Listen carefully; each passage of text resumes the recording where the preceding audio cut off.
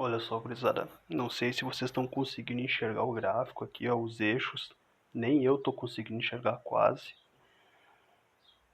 Bom, a questão pede para a gente fazer uma relação entre as velocidades dessas duas partículas que se deslocam em relação ao eixo que marca a posição e o tempo, tá? E o TC seria o tempo, seria a posição de encontro deles, ok? Seria onde a exata posição em que eles vão se encontrar. Bom, o que a gente pode falar desse movimento aqui, começando pela letra A, que eu marquei como partícula 1. O A, ele progride a sua posição em relação ao tempo.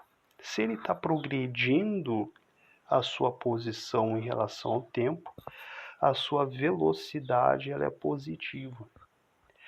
Agora, a sua aceleração ela é negativa, porque a posição que o A assume ao longo do tempo é cada vez mais curvo. Se esse arco ele começa a ficar muito curvo, significa que está existindo uma aceleração contrária ao movimento, ok?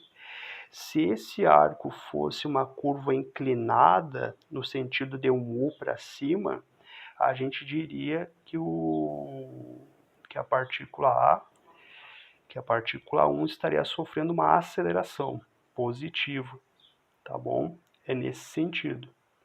Já a partícula 2, a gente observa que a velocidade dele é negativa, porque a posição dele em relação ao eixo vertical está sempre assumindo posições menores, então ele está reduzindo sua velocidade, por isso que a velocidade dele é menor do que zero.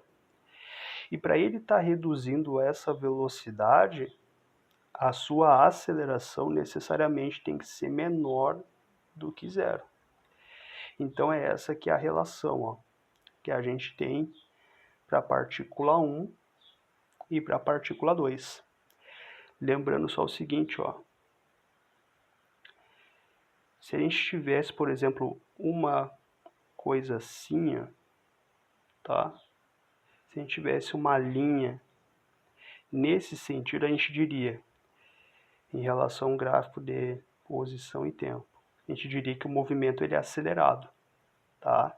Ele assume pontos de posição rapidamente ao longo de um intervalo de tempo curto, ok? Ou, em uma análise mais matemática, se a concavidade do meu gráfico ele é voltado para cima, como nesse caso, nós temos uma aceleração positiva, ok? Quando a gente tem um gráfico que apresenta uma concavidade para baixo, nós diremos então que a aceleração dele é negativa.